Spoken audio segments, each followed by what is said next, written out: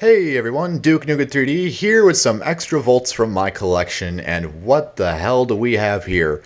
Something you better goddamn appreciate, because it's something I don't bring out very often, and that is my United States Toxicological Agents Protective Hoods. Now, the Toxicological Agents Protective gear was designed as pretty much the standard heavyweight chemical suit for the US military, primarily for EOD work and Decon from around mid to early 1950s to even today. It's still currently in use to a certain degree. But today we're just going to be focusing on the hoods and not the full ensemble in general, because let's face it, my full ensemble is being kind of broken apart. I'm selling my M3 coveralls. They're about to be sold to Pixel Productions, hopefully. No guarantees on that, though, but nevertheless, they are for sale currently. But enough about that. Back onto the hoods. Let's see, where the hell do I start?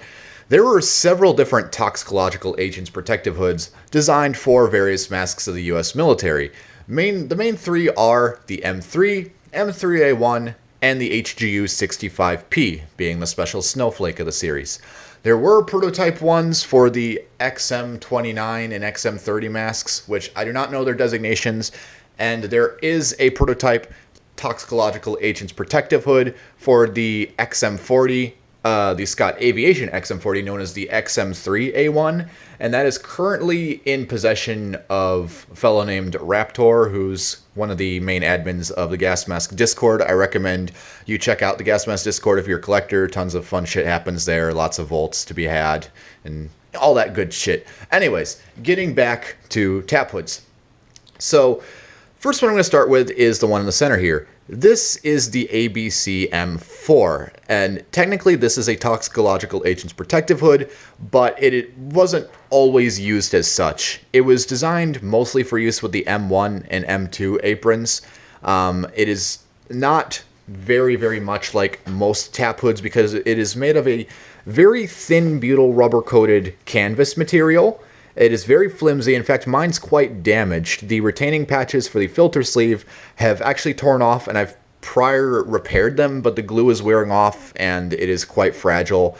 These can be had for about $20, found quite easily, and they typically come folded in their nice own little waterproof carry pouch made out of the same material as the hood itself. Most ABC M4 hoods will either come with a plastic rectangular slider or this odd ball shape like I have here. I find the ball to be it works a lot better than the slider, just for me.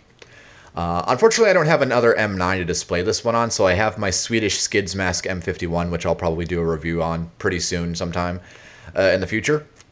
Getting an overall look at the hood, and the M4 tap hood was not just designed for the M9 and M9A1 masks, it was also to be used in conjunction with the earlier M3 and M4 lightweight service masks from the Second World War, and it was also mentioned that it could be used on the M8 snout gas mask, if you've ever heard of that.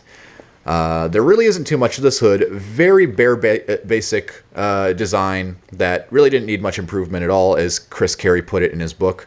But other than that, it's very nice. It really didn't need that much modification. But before I move on, here's a view of the inside showing the uncoated canvas-like material. It was very thin cotton, even thinner than a t-shirt, which is why these hoods are very fragile.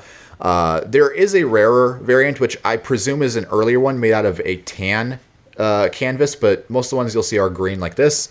And then you have the markings: hood, gas masks, Toxicological Agents Protective, M4. Mine is made in June 29th, 1958. The good thing about the tap hoods is they are typically marked with the date they were manufactured, because these are under tighter restrictions as to their expiry dates than other chemical suits. These have a regular inspection, is what's known as it. It's not that the materials themselves expire; it's that the inspection date expires. I mean, you frequently have to have a person inspecting these hoods and making sure that they can withstand up to a half hour of heavy VX nerve agent concentrations. Obviously, that hood isn't meant for that. The M4 hood is meant for light decon work. So, and I believe the M4s were pretty much just used throughout the lifespan of the M9 before being discontinued once the M17 took a foothold as the standard field protective mask. Before I move on to the M3 over here, let's show you another pretty rare piece. This is a standard M9 M11 carrier, but what's special about this one, literally it says Mask Chemical Biological Special Purpose M9A1. These carriers were issued to M9A1s that continued to see service with special purpose roles such as Decon, EOD work, things like that.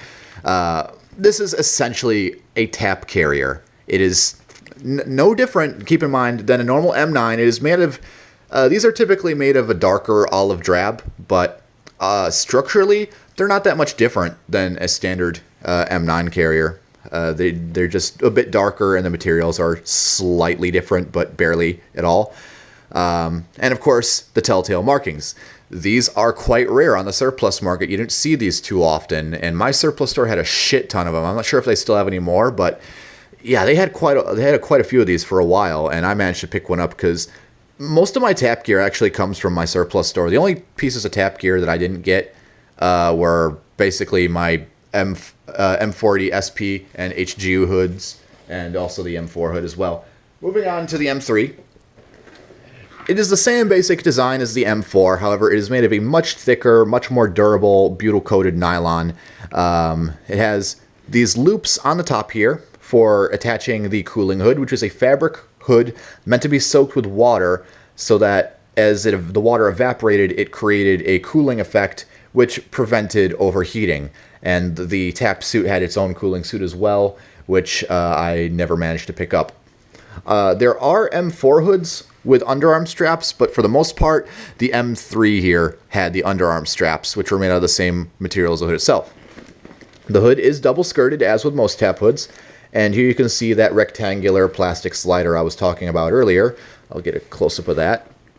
On my M9A1 here, you can see the later 1980s M11 MSA canister, and these are identified by their black paint, their bluish midnight black paint color.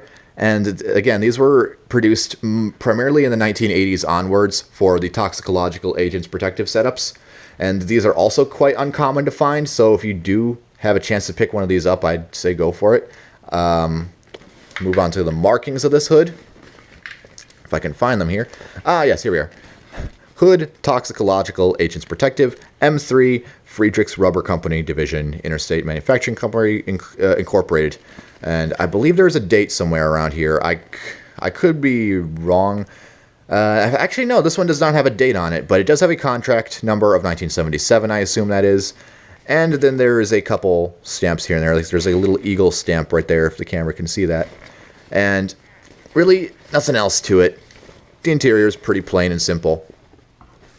Moving on, up next, we have the M3A1 special purpose hood. This is meant for the M40 series masks, as you can clearly see by the lenses. And there was an M3 hood designed for the M40, which was not unlike the M9's M3 version. However, the island's holes were a bit different.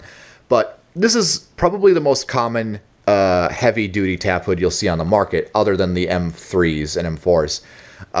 These are very, very late item for the tap lifespan. These were basically finalized off of the XM3A1 hood that I mentioned earlier, which oddly enough is a bit different since it doesn't have filter sleeves. The XM3A1 hood is the only tap hood that not only exposes the eyelet valve, but has no filter sleeves, which is, well, actually no, the HGU back there has no filter sleeves, so what am I talking about?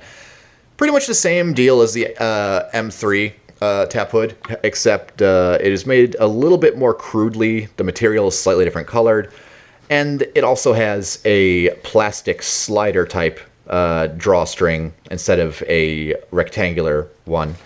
You see hood, gas mask, tap, SP, meaning special purpose, contract number of 1992. So, very late tap item. And give you a good look at all this. Still has the loops for the cooling hood. It's quite heavy. M40 is quite a heavy mask. It's double skirted as always. Has the same snaps and underarm straps, and a good view of the inside there, showing the M40 mask inside. Finally, we have the HGU 65P Toxicological Agents Protective Hood. And as I mentioned in my MCU to AP video where I first showed this off, this is the largest chemical hood that I own, possibly quite the largest chemical hood in existence, at least within the US military. Not counting prototype shit. I'm fairly certain there might have been a prototype here and there that was extremely large, but as you can see, this is a standard configuration of what it was meant to be worn as. 2 filters, exposed outlet, voice diaphragm, which is extremely odd, as I said. Very, very interesting hood, very large hood, as I've said. You can see the 2 retainer straps completely cinched to create a seal of the outsert against the facepiece.